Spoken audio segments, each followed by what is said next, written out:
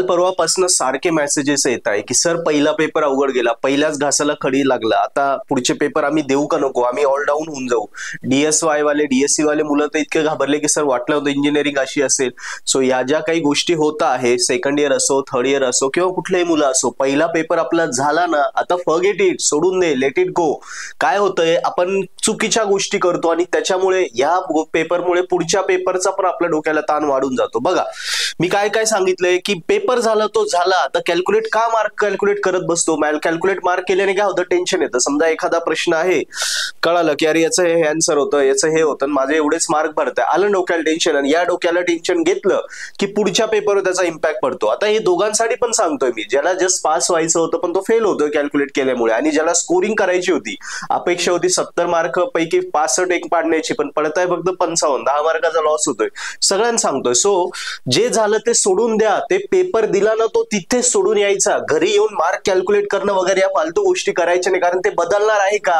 आणि यदा कदाचित जर आपल्याला कळालं की कुठेतरी मिस्टेक झाली, त्या मिस्टेक जाणून पुढच्या पेपरचं टेन्शन करणं, अभ्यास करण्याच्या टेन्शन मध्ये जाऊ, आणि टेन्शन मध्ये गेलो की पुढचा पेपर खराब जाणार आहे. पुन्हा एक चूक काय होते की मुलं एकमेकांमध्ये डिस्कस करत जातात की आम्हाला सर, हा एकमेकांना डिस्कस करतात, याचा आन्सर आहे, याचा आन्सर आहे, आणि काय होतं, जो बरोबर लिहितो ना बिचारा तो एकदम थोडा शाय राहतो, पण जो चुकीचा लिहितो ना तो खोटं बोल, रिटर्न बोल, असं अरे तुझं हे बरोबर होतं, नाही हे चुकीचं आहे, आमच्या सगळ्यांनी लिहिलं हेच बरोबर होतं. म्हणजे आता आपण बरोबर लिहू नये, आपण टेन्शन मध्ये येऊन जातो की अरे यार माझं चुकलं, असं कसं झालं. या गोष्टींमुळे मग अडचणी येतात. त्यामुळे काय करा, जो पेपर झाला तो विसरून जा. आता पुढच्या पेपरला कामाला लागा. नेक्स्ट पेपरसाठी काही आयएमपी क्वेश्चन वगैरे बघा काय काय असतील ज्याच्यावर तुम्हाला काम करता येईल. ओके, त्याच्यानंतर पुढच्या पेपरची लिहिण्याची प्रॅक्टिस करा. म्हणजे पुढच्या पेपरमध्ये काय राहील, आता टेन्शन घेतलं तर ते पुढच्या पेपरला, सेकंड पेपरला ते टेन्शन डोक्यावर येईल, आणि ते टेन्शन जसं तसं पुढे आलं तर ऑब्व्हियसली तो पेपरही खराब जाईल. त्यामुळे ह्या सगळ्या गोष्टी आता टाळा आणि पुढच्या पेपरवर हे करा. जो पेपर झाला तो वर्गातच ती उत्तर प्रश्नपत्रिका तिथेच सोडून या. तुम्हाला पेपर लागला, बॅक राहायला लागला पुढे, तर पेपर तो ऑनलाईन आपल्या पर्पल ऍपवर आहे, फ्री अवेलेबल आहे, तिथून डाउनलोड करा किंवा कुठूनही भेटून जाईल. कळालं.